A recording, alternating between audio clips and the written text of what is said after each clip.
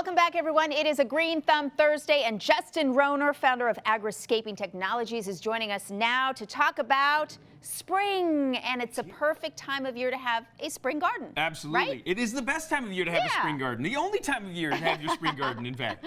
Indeed. And so you are going to show us how to do it right, do it simply with 3 basic steps. Yeah, there's so many complicated ways to do it. You can go on YouTube and find every complicated way to do something silly, right? True. But we want the 3 simple steps to that spring gardening success, right? Yes, absolutely. So, and the key is to start now? To start now, I mean, you can pretty much start any time here in the Phoenix Okay. area, but now is the best time to start your spring garden because the threat of frost is gone. Yes, it's gone. It's gone. It's not coming back It's for not a coming while. back. So first we have to talk about a healthy soil because Healthy that's soil. the basics, right? Exactly, because if you have healthy soil, you got healthy plants, and they're going to be healthy for the entire lifespan of the plant, especially with your annuals, your typical gardening stuff that you grow.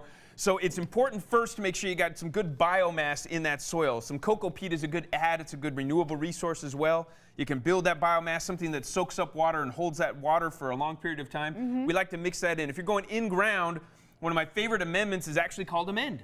And you mix that into the soil, and it actually has a lot of good nutrients in it. It's got a lot of biomass. It's got a lot of the things that you need. About 1/3 of that per square foot. You know, about a shovelful per square foot is about right. You dig it down about 18 inches, and that's what you use. If you're using pots, we like the Patio Plus.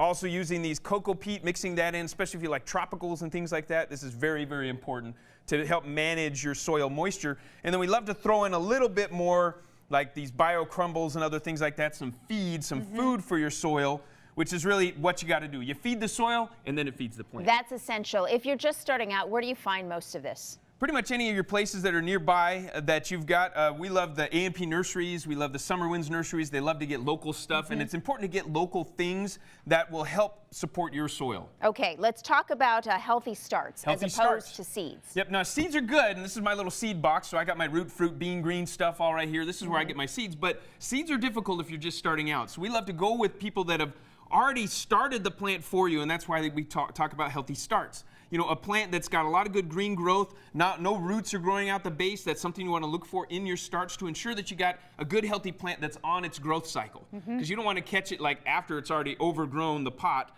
because it's not going to grow any bigger for you. You're going to put it in the soil and you're going to wonder, why did I ever replant it? Because it looks the same size as it did in the pot. Good to know. So starting off small is good, and when you have a start as well, that means the birds aren't going to eat that little seed sprout, which is often what happens to people, and they get really confused. They're like, Are there any in particular you like, you prefer?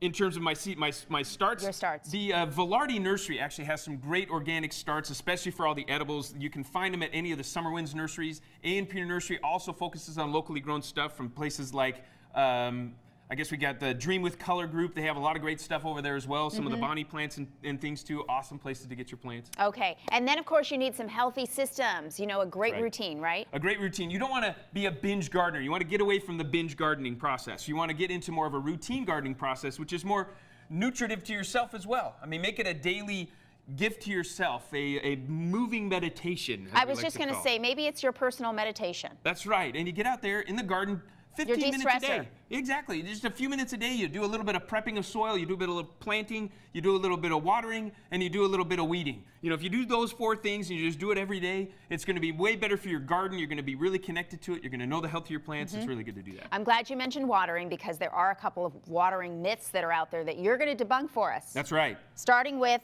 yellow leaves means that I need to water more. Yeah, so yellow leaves, a lot of people think, okay, my plant, it's got yellow leaves, so I got to water it again. And then they water it again thinking it's going to help. Usually what yellowing is that it's got either a deficiency of iron and not enough oxygen around to be able to pull up the water and pull up the nitrogen along with it.